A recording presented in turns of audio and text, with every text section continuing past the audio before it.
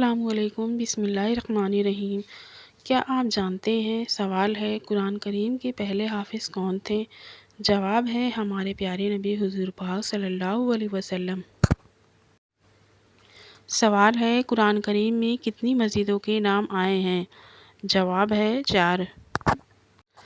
سوال ہے وہ کون سے نبی نے سب سے پہلے کون سی نماز پڑھی؟ جواب ہے فجر حضرت آدم علیہ السلام نے، ظہر حضرت ابراہیم علیہ السلام نے، عصر حضرت سیدنا یزید علیہ السلام نے، مغرب حضرت داؤد علیہ السلام نے، عشاء حضرت محمد صلی اللہ علیہ وسلم نے۔ سوال ہے جنت میں سب سے بڑی نعمت کیا ملے گی؟ جواب ہے اللہ پاک کا دیدار ہوگا۔ سوال ہے حضرت یونس علیہ السلام کو نگلنے والی مچھلی کا کیا نام تھا؟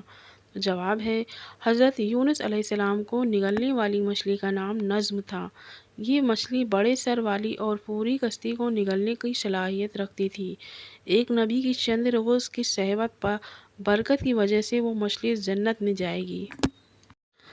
سوال ہے حضرت آدم علیہ السلام اور حضرت نوح علیہ السلام کے درمیان کتنے سال کا فاصلہ تھا؟ جواب ہے 1000 سال کا۔ سوال ہے جنت میں سب سے بڑی نعمت کیا ملے گی؟ جواب ہے اللہ پاک کا دیدار ہوگا۔ سوال ہے خانہ کعبہ کی تعمیر 10 مرتبہ ہوئی، چوتھی بار کس نے تعمیر کیا؟ جواب ہے طوفان نوح کے وقت خانہ کعبہ کی عمارت آسمان پر اٹھائی گئی اور یہ جگہ ایک اونچے ٹیلے کے مانند کی گئی۔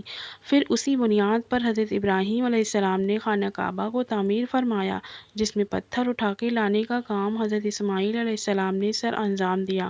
اس خاص اور عظیم تعمیر کا ذکر اللہ نے سورہ بقرہ کی آیت 127 میں فرمایا۔ سوال ہے قرآن کریم کی سب سے پہلی وحی اور سورہ کس چیز پر لکھی گئی؟ جواب ہے کھجور کے پتوں پر۔